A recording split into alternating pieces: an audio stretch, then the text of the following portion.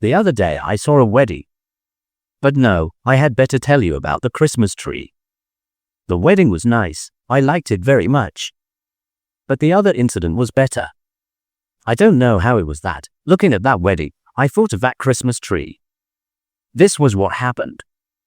Just 5 years ago, on New Year's Eve, I was invited to a children's party.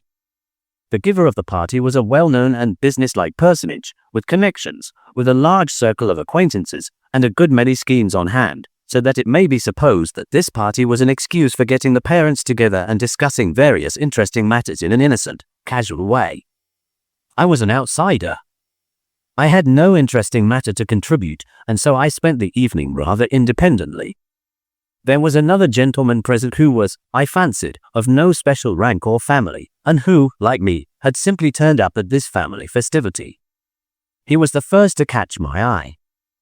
He was a tall, lanky man, very grave and very correctly dressed. But one could see that he was in no mood for merrymaking and family festivity. Whenever he withdrew into a corner, he left off smiling and knitted his bushy black brows. He had not a single acquaintance in the party except his host. One could see that he was fearfully bored, but that he was valiantly keeping up the part of a man perfectly happy and enjoying himself. I learned afterwards that this was a gentleman from the provinces, who had a critical and perplexing piece of business in Petersburg, who had brought a letter of introduction to our host, for whom our host was, by no means con amore, using his interest, and whom he had invited, out of civility, to his children's party. He did not play cards, cigars were not offered him, everyone avoided entering into conversation with him, most likely recognizing the bird for its feathers. And so my gentleman was forced to sit the whole evening stroking his whiskers simply to have something to do with his hands. His whiskers were certainly very fine. But he stroked them so zealously that, looking at him, one might have supposed that the whiskers were created first and the gentleman only attached to them in order to stroke them. In addition to this individual who assisted in this way at our host's family festivity, he had 5 fat, well-fed boys. I was attracted, too, by another gentleman. But he was quite of a different sort. He was a personage. He was called Julian Mastakovich. From the first glance one could see that he was an honored guest, and stood in the same relation to our host as our host stood in relation to the gentleman who was stroking his whiskers. Our host and hostess said no end of polite things to him, waited on him hand and foot, pressed him to drink, flattered him, brought their visitors up to be introduced to him, but did not take him to be introduced to anyone else. I noticed that tears glistened in our host's eyes when he remarked about the party that he had rarely spent an evening so agreeably. I felt as it were frightened in the presence of such a personage, and so, after admiring the children, I went away into a little parlor, which was quite empty, and sat down in an arbor of flowers which filled up almost half the room. The children were all incredibly sweet, and resolutely refused to model themselves on the grown-ups, regardless of all the admonitions of their governesses and mammas. They stripped the Christmas tree to the last sweetmeat in the twinkling of an eye, and had succeeded in breaking half the playthings before they knew what was destined for which. Particularly charming was a black-eyed, curly-headed boy, who kept trying to shoot me with his wooden gun. But my attention was still more attracted by his sister, a girl of 11, quiet, dreamy, pale, with big, prominent, dreamy eyes, exquisite as a little cupid. The children hurt her feelings in some way, and so she came away from them to the same empty parlor in which I was sitting, and played with her doll in the corner. The visitors respectfully pointed out her father, a wealthy contractor, and someone whispered that 300,000 rubles were already set aside for her dowry. I turned round to glance at the group who were interested in such a circumstance, and my eye fell on Julian Mastakovich who, with his hands behind his back and his head on one side, was listening with the greatest attention to these gentlemen's idle gossip. Afterwards I could not help admiring the discrimination of the host and hostess in the distribution of the children's presents. The little girl, who had already a portion of 300,000 rubles, received the costliest doll. Then followed presents diminishing in value in accordance with the rank of the parents of these happy children. Finally, the child of lowest degree, a thin, freckled, red-haired little boy of 10, got nothing but a book of stories about the marvels of nature and tears of devotion, etc., without pictures or even woodcuts. He was the son of a poor widow, the governess of the children of the house, an oppressed and scared little boy. He was dressed in a short jacket of inferior nanking. After receiving his book, he walked round the other toys for a long time. He longed to play with the other children, but did not dare. It was evident that he already felt and understood his position. I love watching children. Their first independent approaches to life are extremely interesting. I noticed that the red-haired boy was so fascinated by the costly toys of the other children, especially by a theater in which he certainly longed to take some part, that he made up his mind to sacrifice his dignity. He smiled and began playing with the other children. He gave away his apple to a fat-faced little boy who had a mass of goodies tied up in a pocket handkerchief already, and even brought himself to carry another boy on his back, simply not to be turned away from the theater, but an insolent youth gave him a heavy thump a minute later. The child did not dare to cry. Then the governess, his mother, made her appearance, and told him not to interfere with the other children's playing. The boy went away to the same room in which was the little girl. She let him join her, and the two set to work very eagerly dressing the expensive doll. I had been sitting more than half an hour in the ivy arbor, listening to the little prattle of the red-haired boy and the beauty with the dowry of 300,000, who was nursing her doll, when Yulian Mastakovich suddenly walked into the room. He had taken advantage of the general commotion following a quarrel among the children to step out of the drawing room. I had noticed him a moment before talking very cordially to the future heiress Papa, whose acquaintance he had just made, of the superiority of one branch of the service over another. Now he stood in hesitation and seemed to be reckoning something on his fingers. 300, he was whispering. 11, 12, 13, and so on. 16, 5 years. Supposing it is at 4%. 5 times 12 is 60, yes, to that 60, well, in 5 years we may assume it will be 400. Yes. But he won't stick to 4%, the rascal. He can get 8 or 10. Well, 500, let us say, 500 at least. That's certain. Well, say a little more for frills. His hesitation was at an end. He blew his nose and was on the point of going out of the room when he suddenly glanced at the little girl and stopped short. He did not see me behind the pots of greenery. It seemed to me that he was greatly excited. Either his calculations had affected his imagination or something else, for he rubbed his hands and could hardly stand still. This excitement reached its utmost limit when he stopped and bent another resolute glance at the future heiress. He was about to move forward, but first looked round, then moving on tiptoe, as though he felt guilty, he advanced towards the children. He approached with a little smile, bent down and kissed her on the head. The child, not expecting this attack, uttered a cry of alarm. "What are you doing here, sweet child?" he asked in a whisper, looking round and patting the girl's cheek. "We are playing." "Ah. With him?" Yulian Mastakovich looked askance at the boy. "You had better go into the drawing room, my dear," he said to him. The boy looked at him open-eyed and did not utter a word. Yulian Mastakovich looked round him again, and again bent down to the little girl. "And what is this you've got?" "A dolly, dear child?" he asked.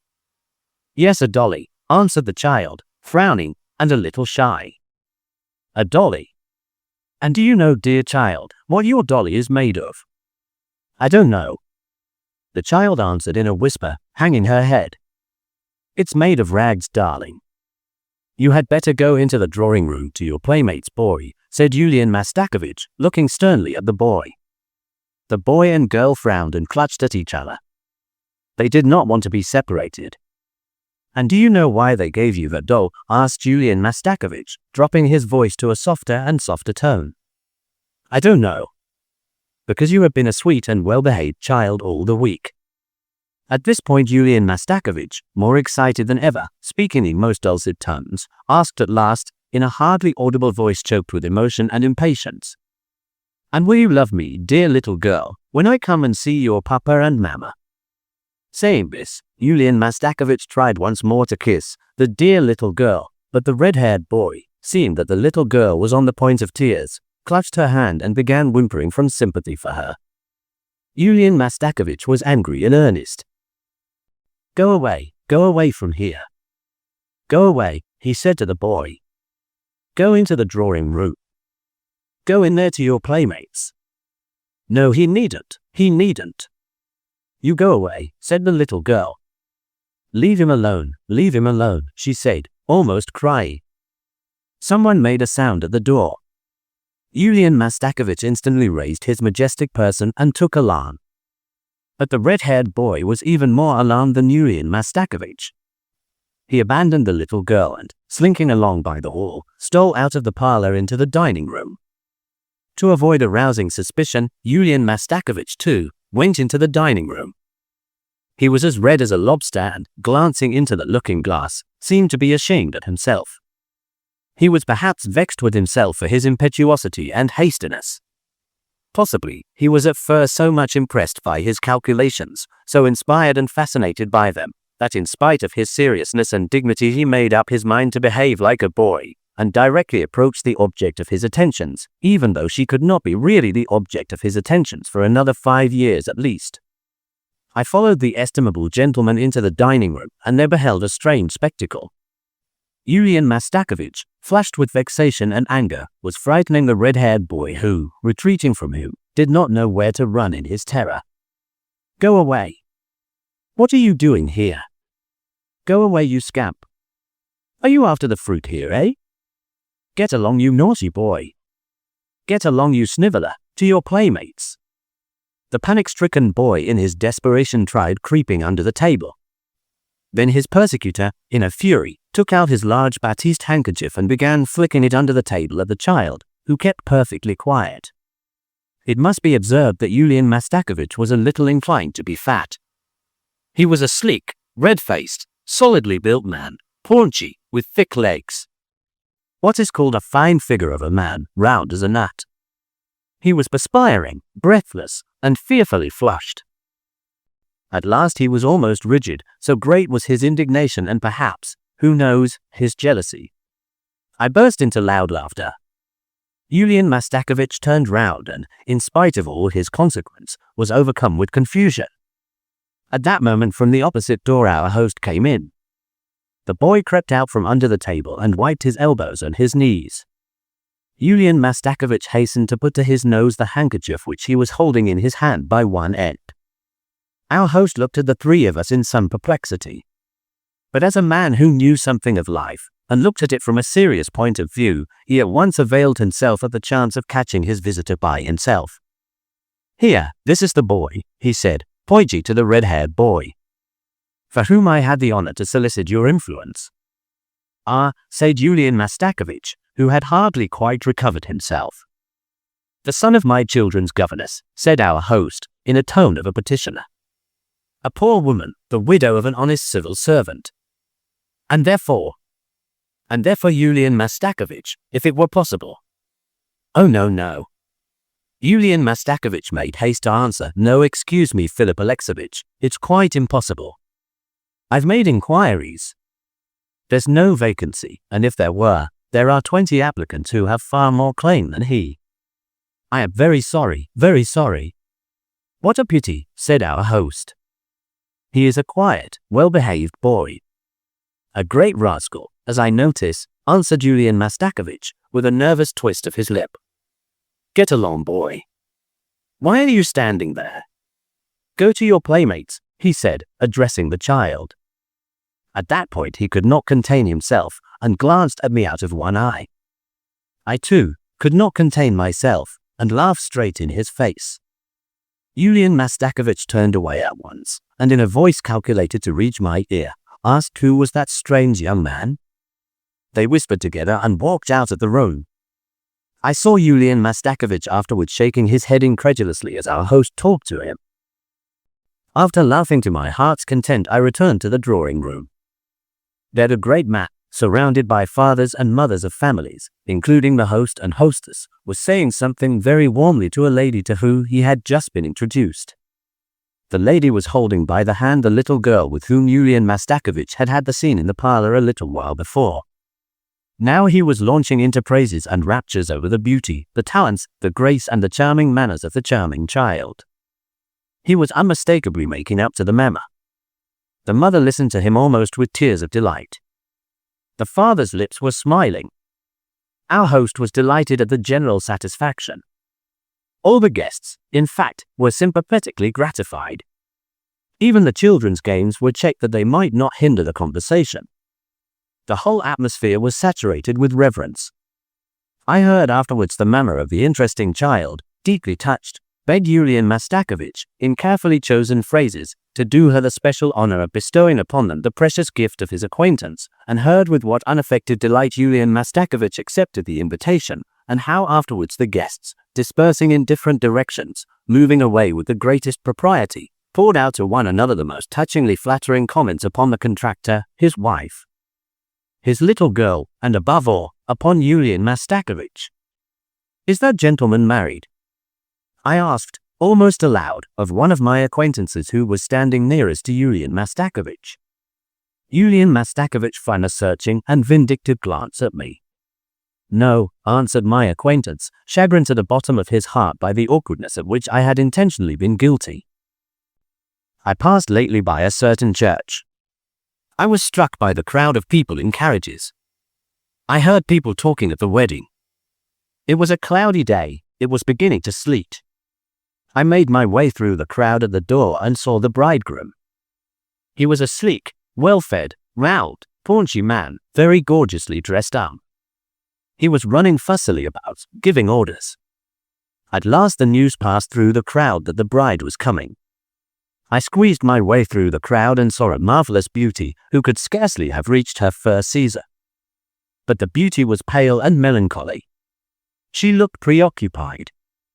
I even fancied that her eyes were red with recent weeping. The classic severity of every feature of her face gave a certain dignity and seriousness to her beauty. But through that sternness and dignity, through that melancholy, could be seen the look of childish innocence. Something indescribably naive, fluid, youthful, which seemed mutely begging for mercy. People were saying that she was only just 16.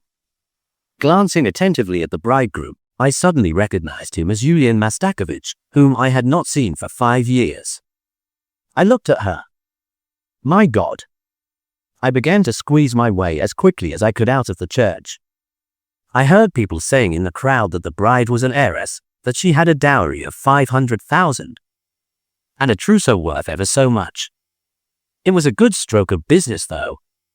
I thought as I made my way into the street.